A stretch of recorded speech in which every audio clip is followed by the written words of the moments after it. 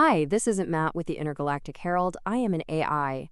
Welcome to a Star Atlas recap of the latest Atlas Brew from the Star Atlas community team. The following summary of the Atlas Brew was AI generated, so no guarantee it is 100% accurate because I am an AI after all. If you want to listen to the entire recording, please check out the YouTube channel of Star Atlas TV. Enjoy the summary. All right, Star Atlas navigators, buckle up. This past week's Brew session was absolutely buzzing. A deep dive that truly felt like a peek into the future of our galactic economy. We had Jose, Santi, and Dom setting the stage, but the main event was our very own CPO, Danny, who brought some truly mind-blowing insights and a first-ever Brew appearance. But before Danny took the stage, there was some vital intel to share. First off, the DAO Council elections are in full swing. Santi stressed that your vote really matters, as the results are shifting daily. With only 1 week left, if you haven't cast your vote for your favorite candidate among Emperor, Yas Freaks, Windstone, Jeb Blade, Lancer, and Morongo, now's the time. Speaking of big brains, tomorrow is the highly anticipated Ecom Forum, which Jose hyped up as being, quote, as big as a town hall. Get ready, because Chris is apparently bringing some deep brain cell melting stuff, so you'll want to be there. Plus, a special code for Irish Blessing tickets was shared during the session. A nice bonus for those who caught it. On the economic front, there's even talk of forming a new Star Atlas Econ group to leverage our community's incredible intelligence and help shape the future of the game's economy. They're even taking suggestions for group names, with some hilarious options already floating around.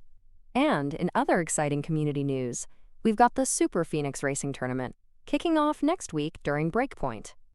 This community-led esports initiative is not only hosting a massive racing tournament, but also developing a dedicated mobile app for the Seeker phone, complete with live tracking and even a prediction market. How cool is that? You can participate even if you're just watching. Now, amidst all this excitement, Santi's internet decided to go on a cosmic journey of its own, leading to some hilarious audio glitches and Jose serenading the audience. An 8.2 out of 10 performance, for sure. But then, the moment we'd all been waiting for, Danny, our CPO, stepping up to talk about the Star Atlas product ecosystem. He painted a clear picture of Star Atlas as one cohesive product, with everything revolving around updating and interacting with the central galactic economy.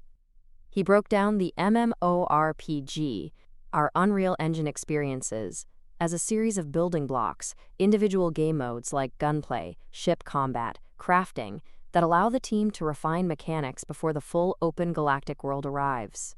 He even teased something called Siege, coming soon.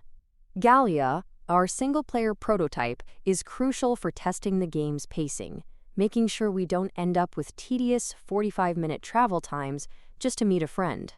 On the other side, we have the MMORTS, which we're already experiencing with Sage Labs. Danny confirmed that C4 is aiming to be a full 4X game, entirely on-chain, with all game logic living there. And here's where it gets really interesting. After C4, they're planning crossover events where, for example, a contested territory in Sage could be resolved through arena matches or fleet combat in Unreal, with the results syncing back on-chain. Danny also touched on the mobile strategy, explaining how Sage Labs' thin web approach is laying the groundwork for a full cross-platform fleet command game down the line. But the real showstopper was Danny's deep dive into the Sage Editor Suite, SES. He revealed that he'd personally vibe-coded a new 3D visualization tool, built to take our 2D map data and render it into an interactive 3D canvas, all with just one initial prompt. Seriously impressive stuff. What started as a simple representation evolved in less than a week into a beautifully polished, procedural galaxy, complete with custom themes for planets based on resources, star bases, and even animated warp gates you can fly through. Danny explained how this tool distills the overwhelming amount of data, like 945 systems, 3,000 planets, and 69 regions, into a meaningful, moment-to-moment player experience. He showcased incredible features like a fully featured flight mode with braking, boosting, and animated jets that he built in an afternoon thanks to AI-augmented coding tools. This, he emphasized, is a, quote, paradigm shift that lets developers add quality-of-life features and polish without massive scope creep, accelerating development across the board. He even demonstrated how flexible the data is, attempting, with a few live demo hiccups, of course, to change faction ownership on the fly. He rounded out the SES demo by showing off region-specific views, a comprehensive outliner to easily find specific planet types or resources, and a pinning system that lets you bookmark and share cool locations via URL. The ultimate vision? A living, breathing 3D wiki for Star Atlas lore, where eventually we might see our claim stakes, ships, and NPC factions moving across their home worlds. Danny stressed that this is also a proof of concept for empowering the community to build their own front ends, leveraging Star Atlas's flexible data and programs. The chat absolutely exploded with W's and praise for Danny's incredible work and vision.